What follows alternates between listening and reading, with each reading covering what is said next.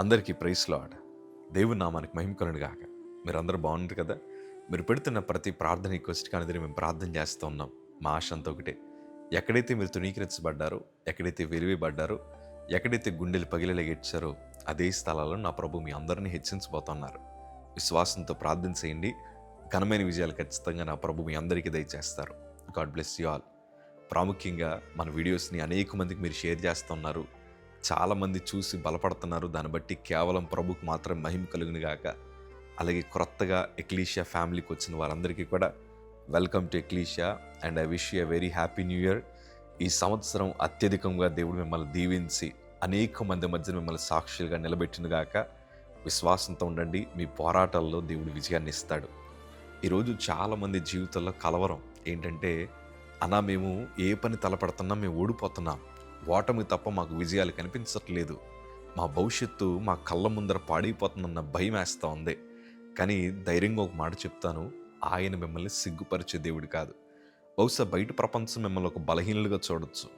మీ సొంత కుటుంబం మిమ్మల్ని చులకనగా చూసి మీరు ఎక్కడ అడుగు పెడితే అక్కడ నాశనం, మీరు ఎక్కడ అడుగు పెడితే అక్కడ మీరు ఓడిపోతున్నారు, ఇదేంటయ్యా మీ జీవితం ఎట్లా ఉంది అని మీ మీద వేలెత్తి మిమ్మల్ని చూపు అవమానపరచుండొచ్చు. కానీ ధైర్యంగా ఉండండి. ప్రభు మనల్ని సిగ్గుపరిచే దేవుడు కాదు. దేవుని వాక్యంలో నాకు చాలా ఇష్టమైన మాట, ఇర్మియా గ్రంథము 29వ అధ్యాయము 11వ మాట చదవగలిగితే, నేను మిమ్మల్ని గూర్చి ఉద్దేశించిన సంగతులు నేను ఎరుగుదును, రాబో కాలమందు మీకు నిరీక్షణ కలుగునట్లుగా అవి సమాధానకరమైన ఉద్దేశములే గాని హానికరమైనవి కావు, ఇదే యెహోవా వాక్కు. ఈ మాట చదువుతుంటే ఎంత సంతోషం అంటే, నేను మిమ్మల్ని గూర్చి ఉద్దేశించిన సంగతులు నేను ఎరుగుదును అంటున్నాడు ఆయన. అంటే మన భవిష్యత్తు ఎరిగిన దేవుడు ఆయన. మనల్ని ఎక్కడ ఉంచాలో, ఏ పరిస్థితుల్లో హెచ్చించాలో, ఏ రోజు మనల్ని గనపరచాలో, ఏ రోజు మనల్ని సాక్షులుగా నిలబెట్టాలో మన భవిష్యత్తు కోసం ఆల్రెడీ ఆయన ఒక నిర్ణయాలు తీసుకున్నారు. ప్రియ సంగమా, ప్రభు మీద మనం ఆధారపడగలిగితే చాలు. రాబో కాలం ముందు నిరీక్షణ కలుగునట్లుగా అవి సమాధానకరమైన ఉద్దేశములే కానీ హానికరమైనవి కావు. రాబో దినాల్లో మీరు చెప్పబోయే సాక్ష్యాలు ఎట్లా ఉంటాయంటే, అన్నా మాకు కలిగి ఉన్న శ్రమ ఈరోజు మాకు ఆశీర్వాదంగా మార్చబడింది, మాకు కలిగి ఉన్న ఇబ్బందులు ఆనాడు మా జీవితాన్ని పాడు చేస్తా అనుకున్నాం, మా కుటుంబాలు రోడ్డుకి ఎక్కుతాయేమో అనుకున్నాం, మా కుటుంబం అంతా అప్పుల మధ్యన మునిగిపోద్ది అనుకున్నాము, కానీ ఈరోజు మాకు ఎంత సంతోషం అంటే దేవుడు మమ్మల్ని ఉన్నతంగా హెచ్చించాడు అన్న సాక్ష్యాలు రాబో దినాల్లో మీరు చెప్పబోతూ ఉన్నారు. ఈ ఖాళీ చేతులను ప్రభు బలపరచబోతున్నారు. ఎందుకంటే నాకు ఒక సాక్ష్యం తెలుసు. 2018లో సుమారు 2 సంవత్సరాలు ఆ బ్రదర్ గారు మన మినిస్ట్రీకి ఫోన్ చేస్తూ ప్రతిరోజు మమ్మల్ని అడిగిన ప్రశ్న ఏంటి తెలుసా? అన్నా, దేవుడే కనుక నిజంగా ఉంటే నాకెందుకు ఉద్యోగం రావట్లేదు?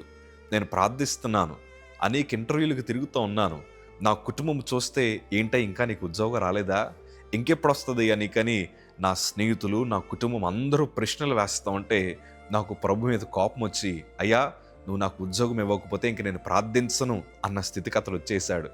ఆ మాటలు వింటున్నప్పుడు నా హృదయానికి చాలా బాధ అనిపించింది. కానీ చివరిగా నేను ఆ బ్రదర్తో చెప్పిన మాట ఏంటి తెలుసా?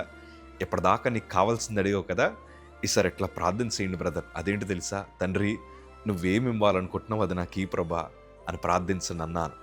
దేవుని కృప ఏంటంటే, ఆయనకి ఎప్పటిదాకా ఉద్యోగం రాలేదు, కానీ అనేక మందికి ఉద్యోగం ఇచ్చే స్థితిలో ఆ బ్రదర్ గారిని దేవుడు దీవించాడు. చక్కటి వ్యాపారవేత్తగా మార్చాడు. ఇప్పుడు ఏమంటున్నాడు చెప్పనా?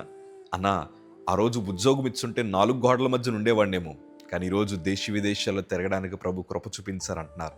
అందుకే మన భవిష్యత్తు తిరిగిన దేవుని మీద మనం ఆధారపడగలిగితే, తండ్రి నువ్వేమి ఇవ్వాలనుకుంటున్నావు అది నాకు ఈ ప్రభా, నన్ను సిగ్గుపరిచే దేవుడు నువ్వు కాదు కదా అని ప్రభు మీద ఆధారపడగలిగితే ఈ సంవత్సరం గొప్ప అద్భుతాలు మీరు చూడబోతున్నారు. యవనస్తులు, కుటుంబాలు, మీరు ప్రభు మీద ఆధారపడండి. ఆయన మిమ్మల్ని అవమానపరిచే దేవుడు కాదైనా. God bless you.